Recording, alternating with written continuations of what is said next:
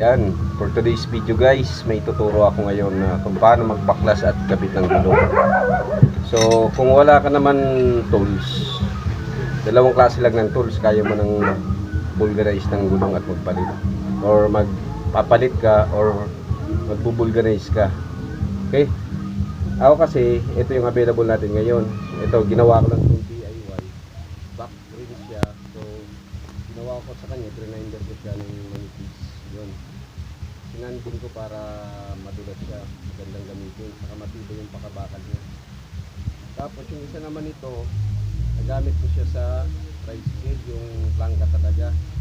Kaya ngayon, kulang ako ng isa, gagawa tayo ng pambulganize ulit na pang sikwat. Ituturo ko rin yun. So ngayon, pwede rin to.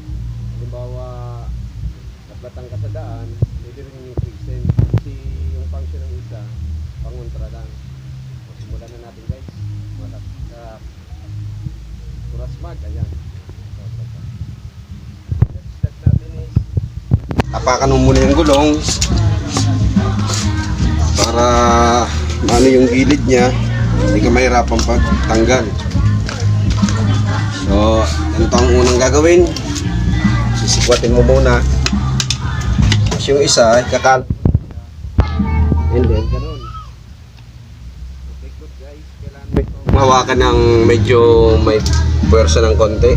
Tapos, ito yun naman pagsikwat. Pag sinikwat mo siya ng ganun, i-release mo siya ng konti. And then, press ulit. Tapos, ganyan. Tapos, lalagyan mo ng konting force yung right hand mo. And sikwat ulit. Ganun lang kabilis. Yan, dire-diretso na yan. Yan. Pwede mo na siyang alisin. Then, ikutin mo yung gulong. Yan.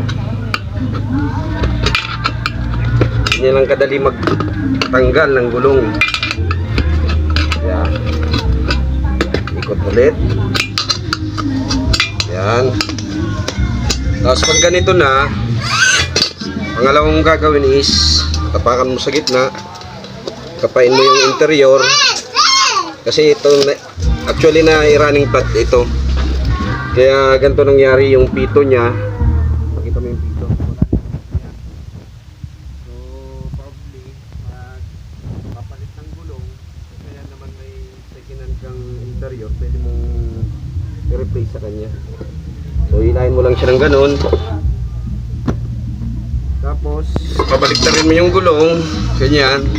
Gamitin mo yung isang medyo matulis na pang sikwat. Tapos, tapak dito. Sikwat doon. Pwersa dito. Ganun lang kadali.